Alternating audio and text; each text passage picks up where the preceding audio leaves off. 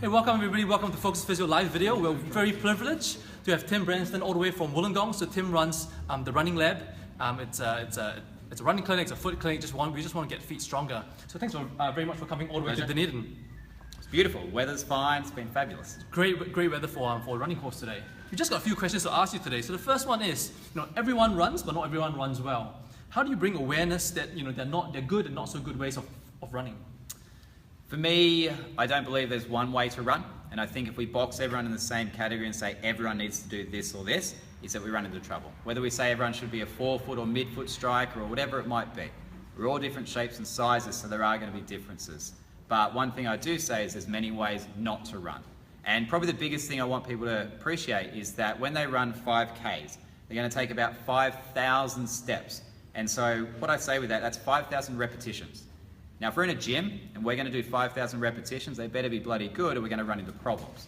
So if we can improve their running just by 10% per step, for 5,000 steps, that adds up. So it's not necessarily reinventing the wheel and completely changing things, it's making subtle changes that can be accumulated over 5,000 steps.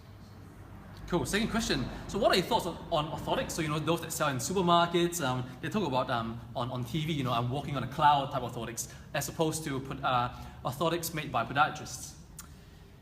Orthotics for me, some people need them, and generally it's the case where there's a deformity, for instance. But for me, I always ask with orthotics, what's the plan to get out of them? And what I mean by that is that if you need orthotics at some point, it's going to help you actually become pain-free and be able to do what you want. Is there a plan to restore the function that you once had and not need them again? For instance, if we put our arm in a sling, we get some healing. When we take our arm out of the sling, it doesn't work so well. But then we actually do rehab to restore function of the arm. So my approach to feet is saying, okay, great orthotics, yep. What's the plan to get out? And not everyone will, but if they're willing, if we can strengthen feet and get them to work again, why would we want to wear something artificial if we don't need it? So always have an exit strategy, yeah? Yeah. We don't want to be too reliant on orthotics. Just like how we don't want to be too reliant on slings and braces and so on. Spot on. If we can be more organic and use what we're born with, brilliant. And if people are willing, then I'm willing to train them. Can you just very quickly, touch on the different running styles for sprinting and for long distance running? Okay, so sprinting and long distance for me, they're not that different in respect to there's a lot of similar mechanics. With sprinting, there's going to be a lot more arm power, whereas with long distance, I want a little bit more equilibrium. But what I like people to know is that when we look at long distance runners, they are elite long distance sprinters. So long distance running at the marathon or Olympics level is that for the times that they're running per 100 meters per K is the equivalent to us sprinting 100 meters.